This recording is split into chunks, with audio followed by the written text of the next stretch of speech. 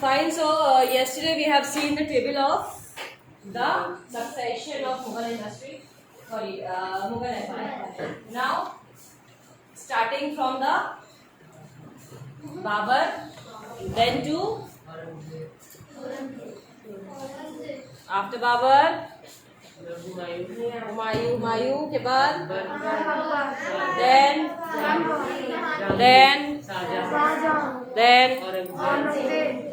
fine. So this many rulers you have read about the Mughal Empire. Fine.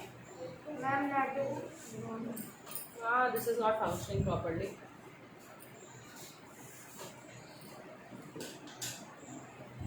So today we will be seeing Mughal traditions of succession. Successions mean how they were expanding their region. Right? So what was the policy they were following when they were trying to expand the region? The Mughals did not believe in the rule of primogeniture. Primogeniture means, yes, beta. It was the function in which the eldest son will be the king after the death of the empire. Correct. So in 7B I told this. The primogeniture means prime, who born first, geniture जो उस family का है, right? So the eldest son or the eldest kid of that family used to be selected as the king. But Mughal did not follow this rule. They believe in the concept of Koparsenary. Koparsenary was a concept of in which who was the best candidate for the kingship. Fine, you have your own book, right? So they were following that concept of Koparsenary. Who was able to be the ruler? That sibling or that kid become the king. Fine. यानी सिर्फ बड़ा होने से राज्य नहीं मिल रहा था, योग्य होने से राजा बनाया जा रहा था. फाइन.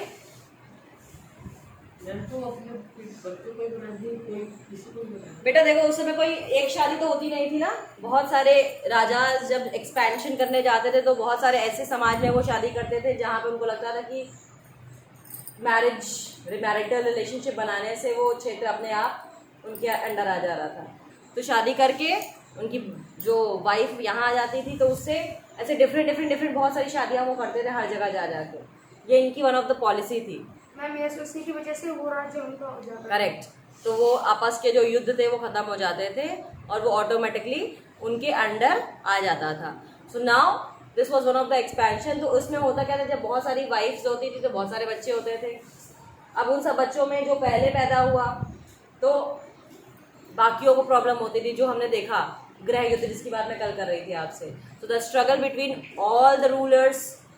देन इसको अवॉइड करने के लिए जो बेस्ट था वो was a suitable one, he becomes the ruler. ठीक है. फाइन. सो यही कॉन्सेप्ट यहाँ पे था. बेटा तुम इसको यहाँ बैठ, अरे जितनी बार हट जाए उसको लगा दो. ठीक है. बस. Now Mughal relation with other rulers. Take a look at table once again. You will notice that the Mughal rulers campaigned constantly against rulers who refused to accept their authority. But as the Mughals became powerful, many other rulers also joined them voluntarily. The Rajputs are a good example of this. Many of them married their daughters into Mughal families and received high positions, but many resisted and were. So, इन्होंने क्या किया था, जो relationship develop किया था वो generally marital relationship develop किया था दूसरे राज्यों के साथ, so that there will be no war. Fine. The Sisodia Rajputs of Mewar refused to accept Mughal authority for a long time. Once defeated, however, they were honorably treated by the Mughals, given their lands back as an assignment. The careful balance between defeating but not humiliating their opponents enabled the Mughals to extend their influence over many kings and chieftains. But it was difficult to keep this balance all the time. Look at the table one again. Note that Aurangzeb insulted Shivaji when he came to accept Mughal authority. What was the consequence of this insult? Sisodia Rajput नाम है, one of the caste. Fine. तो क्या करते थे ये, जहाँ पे भी जाते थे मुगल्स वॉर करते थे, जीत जाते थे, तो उसके बाद भी वो जो वहां का राजा होता था उसी को वो लैंड दे देते थे कि अभी भी तुम इसी जगह पे शासन करो, बट अब मेरा रिप्रेजेंटेटिव बन के तुम यहाँ पे राज्य करोगे। फाइन। तो उससे क्या होता था, जो रूलर होता था वहां का, उस पर्टिकुलर लैंड का, they do not feel insulted that they have been thrown out from their own lands. So ऐसे में ये आराम था उनको कि वो अपने ही वतन में रह के ही रिप्रेजेंटेशन कर रहे थे। प्लस ये इनकी वन ऑफ द पॉलिसी थी ताकि लोग उनको ये माने कि ये बहुत लिबरल हैं, बहुत अच्छे लोग हैं, कि देखो युद्ध किया, जीत भी गए, तो भी इन्होंने हमें हमारी ज़मीन वापस दे दी। बट ये जो एक्ट था ये बहुत लंबे तक समय तक नहीं चल पाया, because one of the incident happens when the Shivaji went to the court of Aurangzeb.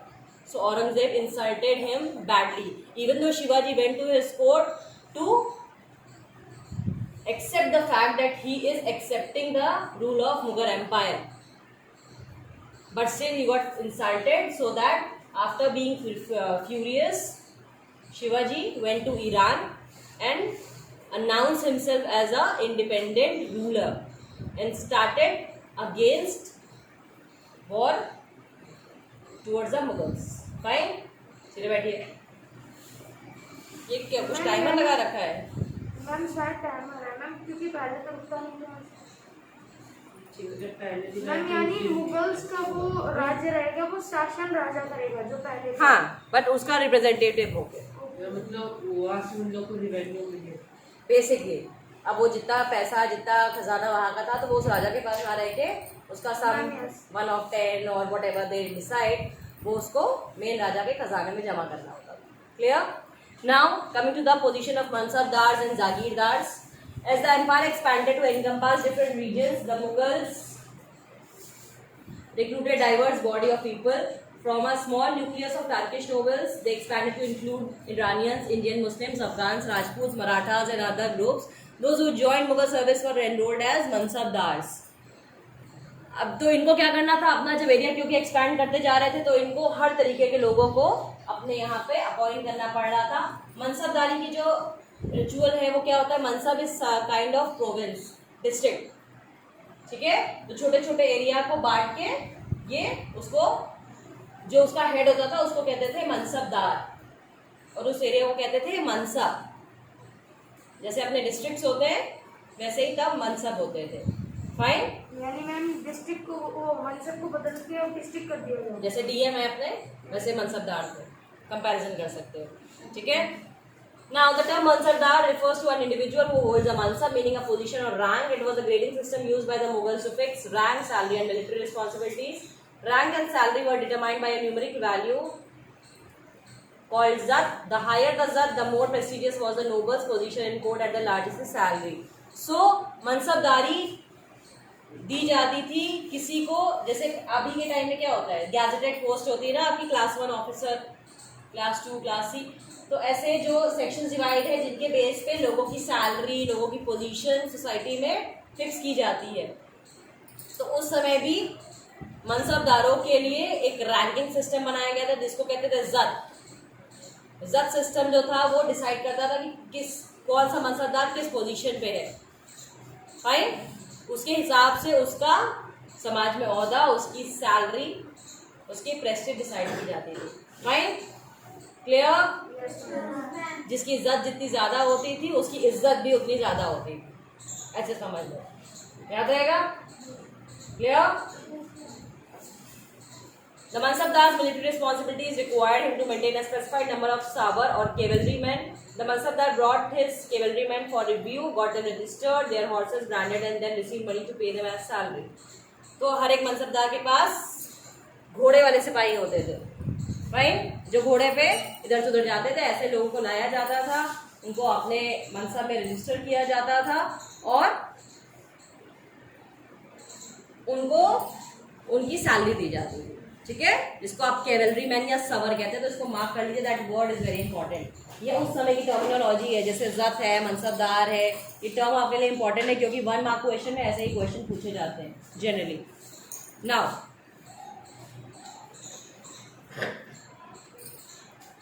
Mansabdars received their salaries as revenue assignments called jagirs, which were somewhat like iktas.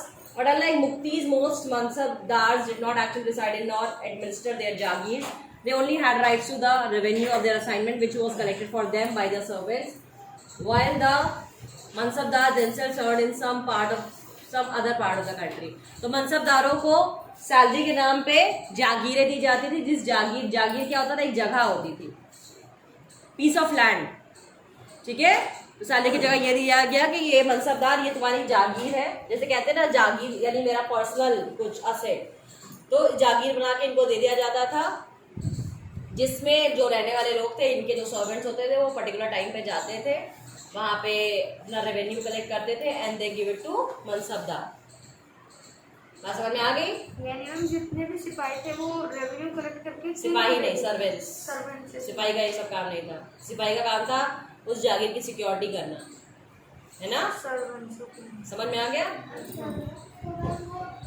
Ma'am तो हाँ बेटा, हाँ तो सेवा करने वाले ही जाते थे, उसकी जागीर पे जाते थे, रेवेन्यू इकट्ठा करते थे, रात के राजा को दे देते थे। तो राजा नहीं होता था, उसका नाम मनसबदार था। आप समझ गए? हाँ, मैम जो मनसबदार थे उनको सैलरी की जगह पे जागीरें देते थे, मतलब एक पूरा जमीन आपको, पूरा जैसे हमने एक एरिया दे दिया, जाओ तुम्हारा यहाँ हफ्ता वसूली तुम यहाँ करो, है ना?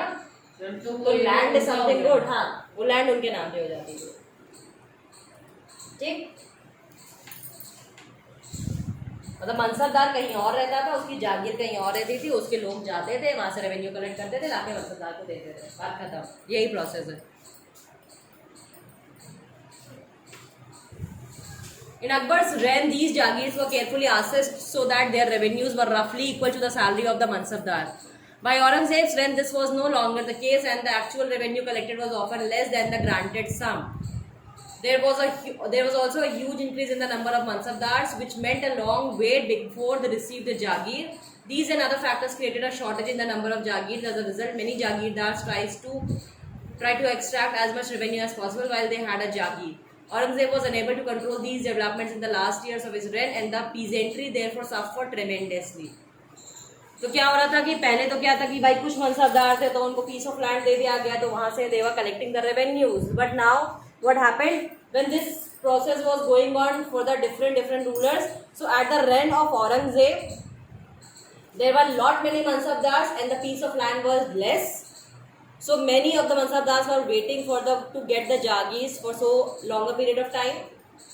So whosoever receives the jagir, they do try to fetch a lot of revenue from that particular piece of land. अब बेसिकली जब नौकर जा रहा है रेवेन्यू कलेक्ट करने, तो रेवेन्यू कलेक्ट किससे कर रहा है?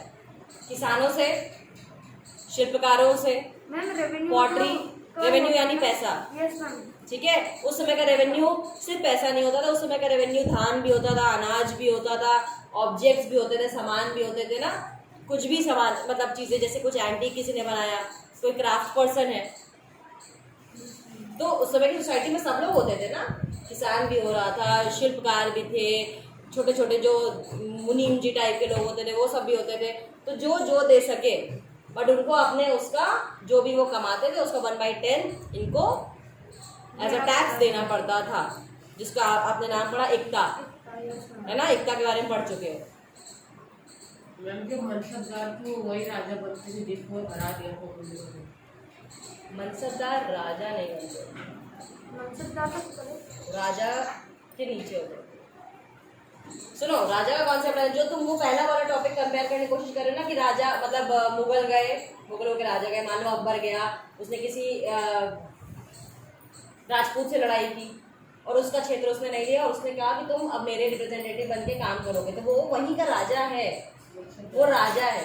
मनसबदार समवन वो डिफरेंट एक इंसान होता था, जैसे सेनापति का पहले का एक तरीका चलता था, ठीक है। तो मनसबदार आते थे, मनसबदार बनाए जाते थे, और मनसबदारों को उनकी सैलरी के रूप में एक जमीन दे दी जाती थी, जहां से आप पूरा एरिया यहाँ से आप कलेक्ट करेंगे। फाइन, अब क्लियर है? तो जो पीजेंट्री यानी पीजेंट्स कौन होते थे? किसान, जो बहुत बुरी तरीके से एक्सप्लॉइट हो गए इन सारे चीजों में, क्योंकि जब मनसबदार ज्यादा है और लैंड कम है, तो समझ लो डिमांड एंड सप्लाई का रूप है ना, तो क्या होगा? जितना ज्यादा एक्सप्लॉइट करने की कोशिश करेंगे वो उतना एक्सप्लॉइट करते थे, तो इसमें जो गरीब आदमी था, जो नॉर्मल ह्यूमन बींग्स थे, उनको बहुत ज़्यादा प्रॉब्लम हो रही थी। क्या उनसे बुक है बेटा?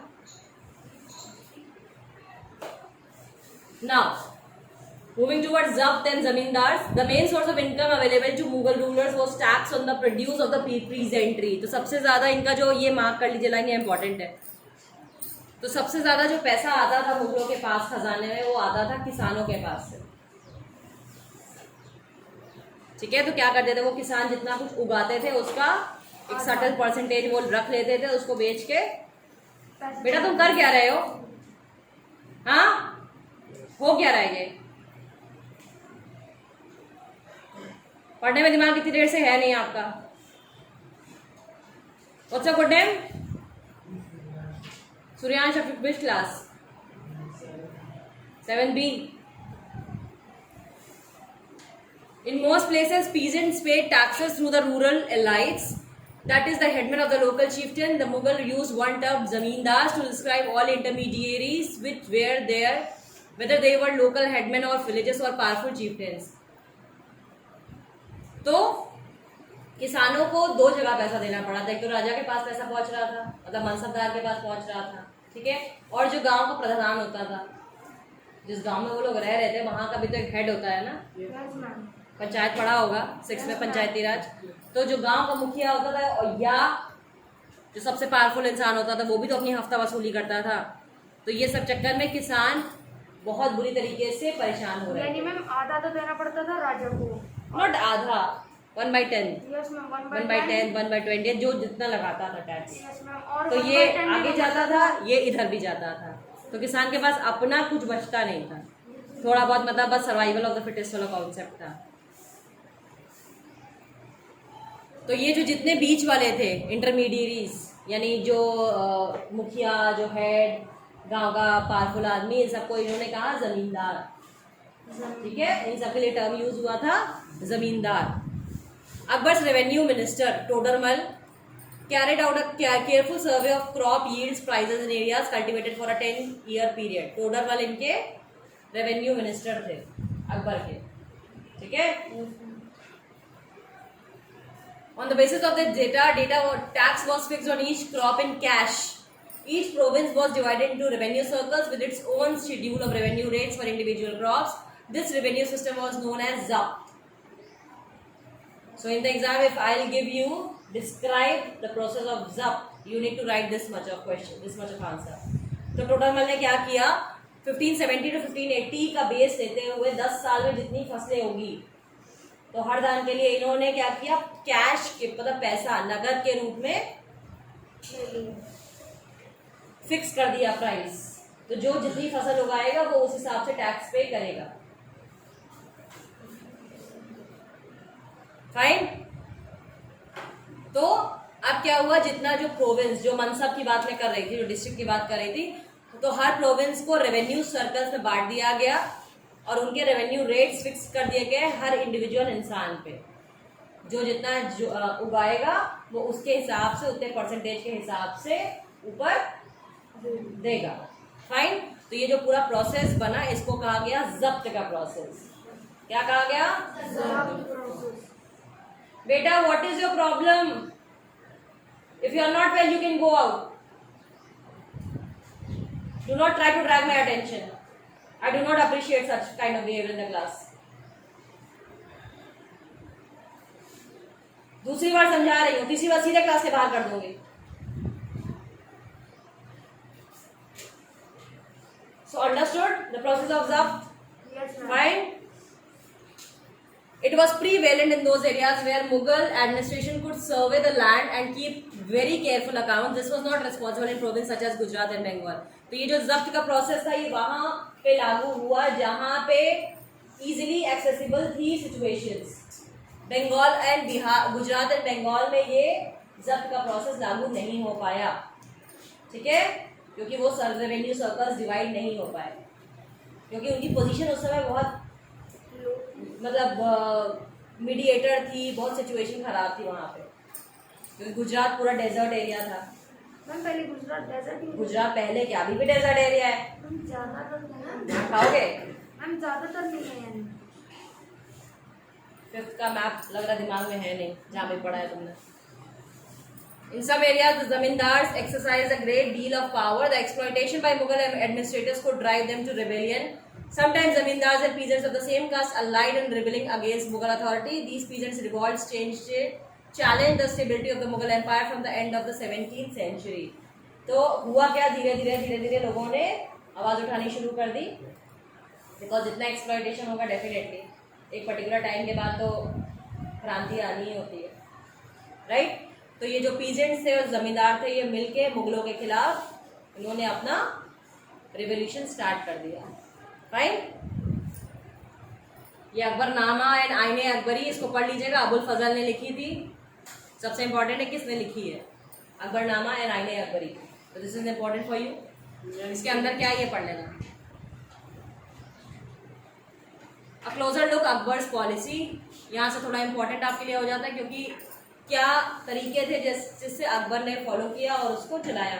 बिकॉज जब ये मुगल एम्पायर की बात करते हैं तो we always talk about the great Akbar. So इसलिए अकबर की पॉलिसी को यहाँ पे हाईलाइट किया गया है. The broad features of administration were laid down by Akbar and were elaborately discussed by Abul Fazal in his book the Akbarnama, in particular in its last volume the Aine Akbari. ठीक है. तो अब जितनी अकबर की पॉलिसी है वो मिलती है अकबरनामा में, और उसका जो लास्ट 3rd वॉल्यूम था उसका नाम था आईने अकबरी, जिसमें से हमको ये सारी इंफॉर्मेशन मिली है. Abul Fazal explain that the empire was divided into provinces called subas governed by a subedar who carried out both political and military functions. तो जितना भी राज्य था अकबर के टाइम पे उसको डिफरेंट सूबास में डिवाइड कर दिया गया था. ठीक. जिसके ऊपर एक सूबेदार होता था. एरिया सिंपल समझ लो. अब अकबर का एरिया समझ लो कितना बड़ा होगा. जैसे एक कंट्री. ठीक. जैसे कंट्री को हमने स्टेट में डिवाइड किया, स्टेट्स को हमने फिर डिस्ट्रिक्ट्स में डिवाइड किया, स्टेट्स को. ठीक है. फिर डिस्ट्रिक्ट और डिवाइड हो जाता है विलेजेस एंड टाउन्स में. तो जैसे ये आज का हमारा क्लासिफिकेशन है, वैसे तब होता था कि पूरा एक प्रोविंस है, ये अकबर का पूरा साम्राज्य है, उसको छोटे छोटे सूबों में बांट दिया, वहां पे एक एक सूबेदार बैठा दिया. फाइन. मैम जैसे आपके टाइम पे एक राज्य का सीएम. हाँ, kind of. So you can compare. Division ऐसे ही होगा. बांटा क्यों जाता है, ताकि for the good administration, right. जैसे हर क्लास में एक अलग क्लास टीचर होती है ना. अब चाहे तो पूरे क्लास के बच्चों के लिए या सारे 7 के बच्चों के लिए एक क्लास टीचर कर दे, ऐसा पॉसिबल है नहीं. छोटे छोटे एरियाज में बांट देते हैं तो कंट्रोल करना, संभालना, देखना इजी हो जाता है. Got it. सेम. तो जो सूबेदार था वो पॉलिटिकल और मिलिट्री दोनों फंक्शंस करता था, यानी फौज का भी काम देखता था और जो राजनीति चलती थी, जो अंदर की चीजें थी इनसाइड द प्रोविंस, द सूबा, वो भी देखता था. Each province also had a financial officer और दीवान. तो हर एक सूबे में एक दीवान भी था जो फाइनेंशियल काम देखता था. फाइन. कुछ भी मार्क नहीं कर रहे हो, सब ऊपर से जाएगा. अभी जब एग्जाम में क्वेश्चन आएगा ना तो ढूंढोगे. क्या कर रहे हो बेटा तुम. For the maintenance of peace and order in his province, the Subedar was supported by other officers such as the military paymasters, Bakshi, the ministers in charge of religion and charitable patronage, Sadr, military commander, Faujdar, and the town police commander, कोतवाल. ये पूरे paragraph को लिख लीजिए, एक star बना लीजिए, very important. किसको क्या कहा जाता था. सूबे में आया एक सूबेदार, फिर आया सूबेदार क्या काम करता था, पॉलिटिकल और मिलिट्री चीजों को देखता था, उसका फंक्शन ये था. उसके बाद आया दीवान जो कि फाइनेंशियल मैटर्स देखता था. उसके बाद आया मिलिट्री पे मास्टर, जो छोटे छोटे जो लोअर कैटेगरी के जो सैनिक थे उनको देखने का काम था बख्शी का. फिर जो धार्मिक कर्म क्रियाएं होती है उसके लिए था सद्र. फिर जो मिलिट्री का कमांडर था वो था फौजदार, और जो शहर की पुलिस थी उसको कहते थे कोतवाल.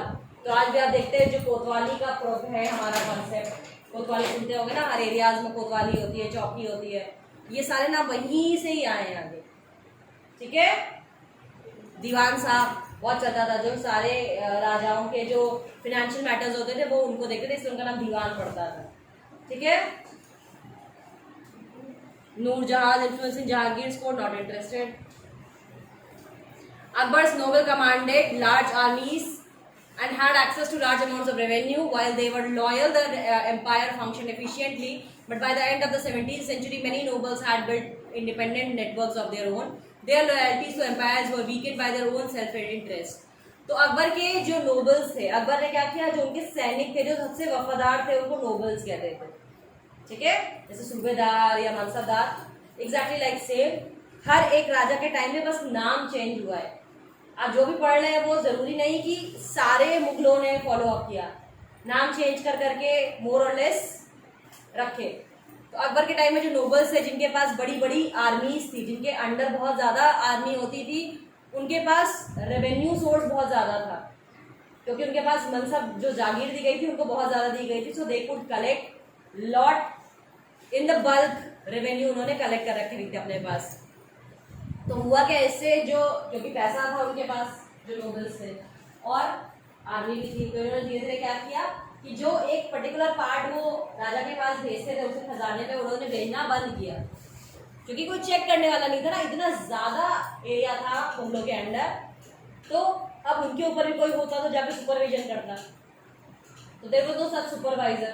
सो what they did, they started keeping all the money with themselves, right, they started making themself independent. So जो कम्युनिकेशन था between the main king and the nobles, that started becoming weak, loophole आने लगे वहां पे communication gap होने की वजह से, correct. While Akbar was at Fatehpur Sikri during the 1570s, he started discussions on religion with the ulama brahmanas, Jesuit priests who were Roman Catholics and Zoroastrians. These discussions took place in the Ibadat Khana. He was interested in the religion and social customs of different people. Akbar's interaction with people of different faiths made him realize that religious scholars who emphasized ritual and dogmas were often bigots. Their teaching created divisions and disharmony against the subject. This eventually led Akbar to the idea of Sulhi Kul or universal peace. This idea of tolerance did not discriminate between people of different religions in Israel. Instead, it focused on the system of ethics, honesty, justice, peace that was universally applicable. Abul Fazl helped Akbar in framing a vision of governance around this idea of Sulhi Kul. This principle of governance was followed by Jahangir and Shah Jahan as well. तो इन्होंने क्या किया, अकबर क्या कर रहे थे, अगर जोधा अकबर आपने देखी है तो अकबर ने, आप उस पिक्चर में वो दिखाया गया था दैट इबादत खाना, जहाँ पे अकबर बैठते थे और धर्म गुरुओं से बातें करते थे। और कोई ऐसा नहीं कि क्योंकि वो मुगल थे, मुस्लिम थे, तो वो सिर्फ उसी के बारे में जान रहे थे, वो हर धर्म के बारे में जान रहे थे, क्योंकि उनका ये मानना था कि हर धर्म के लोगों को एक कॉमन धर्म चलाना चाहिए। ये जो सुलेही कुल की आप जो बात कर रहे हैं, यहाँ पे जो एक यूनिवर्सल पीस की बात आई, वो इसीलिए आए। अकबर ने एक नया धर्म चलाया था जिसका नाम था दीन इलाही, ठीक है, जैसे हिंदू मुस्लिम सिख ईसाई आप सुनते हैं ना, डिफरेंट रिलीजन से, वैसे ही अकबर ने एक नया धर्म चलाया था जिसका नाम था दीन इलाही, जिसमें बात की जाती थी सुलेही कुल की, यूनिवर्सल पीस की, जिसमें हर धर्म के लोग आते थे जो सिर्फ ऑनेस्टी, जस्टिस और पीस की बात करते थे, राइट। यहाँ पे दो टर्म है, डॉगमास एंड बाइगल्स। तो डॉगमा क्या होता है, statement or an interpretation declared as authoritative with the expectation that it will be followed without question. जैसे आप सुनते हैं कि फतवा जारी हुआ, सुना है, मुस्लिम रिलीजन में, इस्लाम में जो धर्म गुरु हैं, जो बहुत ऊंचाई पे बैठे हैं, वो कोई एक ऐसी बात बोल देते हैं जो सबको माननी पड़ती है विदाउट क्वेश्चन, इसको कहते हैं फतवा, ठीक है, इंग्लिश में कहते हैं इसको डॉगमा, जिसपे कोई सवाल नहीं उठा सके कि धर्मगुरु ने बोल दिया that you have to follow, right. Next is bigot, an individual who is intolerant of another person religious belief और कल्चर। हमारे में बहुत सारे लोग होते हैं जो बाइगट होते हैं, क्यों, हमें अपना धर्म मजबूत लगता है, अच्छा लगता है, सही लगता है, दूसरे का धर्म खराब लगता है। तो ऐसा कोई भी व्यक्ति जो दूसरे धर्म की किसी भी बात को विश्वास ना करे और ना माने, वो इंसान होता है बाइगट, ठीक है, फाइन। ये बात समझ में आ गई? कोई ऐसा वर्ड जो नहीं समझ में आया पूछ लीजिए, आस्क द क्वेश्चंस, ऐसा ना हो कि बाद में सोचो कि अरे इसका मतलब क्या था। हाँ बेटा,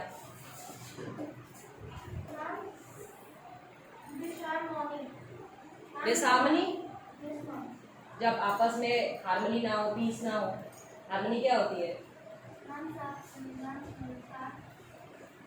जो तार होते हैं ना, किसी इंस्ट्रूमेंट में बजाने के लिए उनमें एक हारमोनी होती है ना, जब बजते हैं तो एक सुर में बजते हैं, दिस हारमोनी जब बेसुरा होते हैं, समझ गए? Ma'am, what is the meaning of dogma? अभी तो बताया डॉगमा, और क्या बता रही थी? Fine, no questions? ये लिख लीजिएगा, मतलब साइड में स्टार भी बना लीजिएगा, डॉगमा, बाइगर्ड, ऐसे जो छोटे छोटे क्वेश्चंस होते हैं बच्चों, ये बहुत ज़रूरी क्वेश्चंस होते हैं एग्जाम में देने के लिए, क्योंकि ये जितना आप इतिहास पढ़ रहे हैं ये सब दिमाग में बैठाने के लिए, किसने क्या क्या फॉलो किया, क्या क्या नहीं किया, but important questions, because we need to check कि what questions can be framed in the exam also, right? So these are some of the questions which are given in the red colour that you need to check. Yes बेटा. Ma'am what is the meaning of Zoroastrian, जो पारसी धर्म होता है, पारसी? पारसी लोग होते हैं ना अपनी कम्युनिटी में, मैम यस, वही ज़ोरास्ट्रियन कहलाते हैं. ज़ोरास्ट्रियंस. ठीक है. मैम रोमन कैथोलिक्स, वो की सेम थी। क्रिश्चियंस, कैथोलिक एंड प्रोटेस्टेंट ना, जैसे हिंदू धर्म में है विष्णु, वैष्णव होते हैं, शाक्त होते हैं, है ना, शैव होते हैं, जो शिव जी को मानते हैं वो शैव होते हैं, जो विष्णु को मानते हैं वो वैष्णव होते हैं, जो शक्ति की उपासना करते हैं वो शाक्त होते हैं. जैसे इस्लाम में है ना सिया और सुन्नी, वैसे क्रिश्चियंस में भी है कैथोलिक एंड प्रोटेस्टेंट. ठीक है. तो ये जो सुलेही कुल का प्रिंसिपल दिया था अकबर ने, this was followed by Jahangir and Shahjahan, उन दोनों ने भी इस चीज को माना था. The Mughal Empire in the 17th century and after, the administrative and the military efficiency of the Mughal Empire led to great economic and commercial prosperity. International travelers described it as the fabled land of wealth. सोने की चिड़िया, yes, हमारे भारत है ना? में जाते थे. उस समय मतलब सोने का अंडा देने वाली जो मुर्गी होती ना, वैसे हो गए अपनी क्योंकि हर जगह से इन्होंने इतना खजाना लूट के अपने पास भर लिया था. But these same visitors were also appalled at the state of poverty that existed side by side with the greatest opulence. The inequalities were glaring. Documents from the 20th year of Shah Jahan's reign inform us that the highest ranking Mansabdars were only 445 in number out of a total 8,000. This small number, a mere 5.6% of the total number of Mansabdars, received 61.5% of the total estimated revenue of the empire as salaries for themselves and their troopers. ठीक है. तो क्या हो रहा था, एक तरफ तो जो राजा था मेन, उसके पास तो पूरा पैसा भर के आ रहा था, बट उसी के साथ में साथ जो पैसा दे रहे थे, जो एकदम लो कैटेगरी में थे, जो सबसे नीचे आ रहे थे रैंकिंग में, उनके पास तो पैसे नहीं थे, तो वहाँ गरीबी भी उतनी दिख रही थी. और ये सब हमको बताया था जो ट्रैवलर्स उस समय आते थे, उन्होंने अपने किताबों में ये बातें लिखी कि जितनी अमीरी एक तरफ थी उतनी ही गरीबी एक तरफ थी, राइट? क्योंकि मनसबदार जितने थे 8,000 मनसबदार होने चाहिए, तो उसमें से सिर्फ 445 मनसबदार बन पाए थे, जिनका रेवेन्यू टोटल 61.5% था. वो खुद इतने अमीर थे. उन लोगों ने गरीब आदमी को, जो आम जनता था, उसको इतना लूट लिया था कि सारा पैसा इन्होंने अपने पास रख रखा था, और सिर्फ अपने लिए नहीं, अपने ट्रूपर्स यानी जो आर्मी वो अपने पास रखते थे. ठीक है. जो पूरा एक इन्होंने अपना बना रखा था कि मेरे सारे इतने सैनिक रहेंगे, के रेजिमेंट्स रहेंगे सारे, they were called troopers. ठीक है. The Mughal emperors and their mansabdars spent a great deal of their income on salaries and goods. This expenditure benefited the artisans and peasantry who supplied them with goods and produce, but the scale of revenue collection left very little for investment in the hands of the primary producers, the peasant and the artisan. The poorest amongst them lived from hand to mouth, and they could hardly consider investing in additional resource, tools and supplies to increase productivity. The wealthier peasantry and artisanal groups, the merchants and the bankers profited in this economic world. तो क्या हो रहा था, जो किसान थे और जो आर्टिस्ट थे, जो उस समय लोग बनाते थे, आर्टिसन यानी जो चाहे पॉटर रहे हो, चाहे क्राफ्ट्समैन रहे हो, वो जो भी बना के पाते थे, वो क्या करते थे, अपना बेस्ट जो भी होता था वो तो मनसबदार को भिजवा देते थे. तो इनके पास जो अपना बेचने के लिए बाद जो पैसा इनके पास अपना बचता था, वो एकदम हैंड टू माउथ हो जाते थे, यानी इतना कमाया इतना खर्चा कर दिया, है ना. 10 रुपए कमा रहे थे, 10 रुपए चला जाता, तो इनके पास कुछ और जरिया ही नहीं था इन्वेस्टमेंट करने का. बात समझ में आ रही है. तो होता क्या था, सामान देने से मनसबदार के लिए बन जाते थे विश्वास पात्र. मनसबदार खुश रहता था कि हमें इतना अनाज भेज रहे हैं, हमें इतना सामान भेज रहे हैं. राइट। बट जो लोकल लोग थे उनके पास no money was left for the investment process. Fine. The enormous wealth and the resources commanded by the Mughal elite made them an extremely powerful group of people in the late 17th century. As the authority of the Mughal emperor's slow decline, his servants emerged as powerful centers of power in the regions. They constituted new dynasties and held command of provinces like Hyderabad and Awadh. Although they continued to recognize the Mughal emperor in Delhi as their master, by the 18th century, the province of the empire had consolidated their independent political identities. We will read more about them in chapter number 10. So basically क्या किया, जो मैंने आपको पहले बताया था, क्योंकि जो मनसबदार थे, जो सूबेदार थे, इनके पास ऑलरेडी अपनी एक आर्मी थी बड़ी, इनके पास अपना पैसा आ रहा था, तो इन्होंने क्या किया, अपने को इंडिपेंडेंट घोषित कर दिया। ऑल्दो वो ये मानते थे जो हमारा मेन मालिक है वो मुगल्स ही है, लेकिन they have declared themselves independent. और इसी में सामने आई थी डायनेस्टीज हैदराबाद और अवध की, दो रियासतें निकल के आई थी। अवध यानी उत्तर प्रदेश, जहाँ आप रह रहे। सबसे पहले जो हमारा इंडिपेंडेंट स्टेट बना था वो आंध्र प्रदेश बना था, समझ में आ गया। तो अवध और हैदराबाद ने अपने को स्वतंत्र घोषित कर दिया था, जिसके बारे में दिल्ली सल्तनत जब हम पढ़ेंगे आगे।